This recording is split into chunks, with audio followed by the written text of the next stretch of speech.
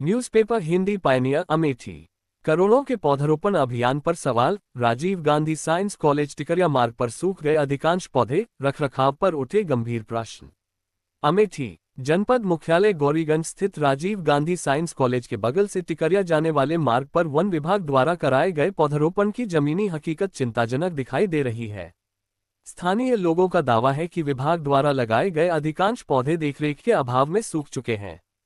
इससे न केवल सरकारी धन के उपयोग पर सवाल उठ रहे हैं, बल्कि पर्यावरण संरक्षण के उद्देश्य पर भी गंभीर प्रश्नचिन्ह लग गया है। ग्रामीणों और राहगीरों का कहना है कि पौधारोपण के समय बड़े स्तर पर अभियान चलाया गया, लेकिन उसके बाद पौधों की नियमित सिंचाई, सुरक्षा और रखरखाव की समुचित व्यवस्था नहीं की गई। परिणामस्वरूप बड़ी संख्या में पौधे समय से पहले ही सूख गए। लोगों का आरोप है कि यदि पौधों की उचित देखभाल की जाती तो वे आज पर्यावरण संरक्षण में महत्वपूर्ण भूमिका निभा रहे होते। स्थानीय नागरिकों का ये भी कहना है कि केवल इस मार्ग पर ही नहीं, बल्कि गौरीगंज वन प्रभाग के अंतर्गत कई स्थानों पर हर वर्ष पौधारोपण किया जाता है, लेकिन रखरखाव के अभाव में बड़ी संख्या में पौधे सूख जाते हैं।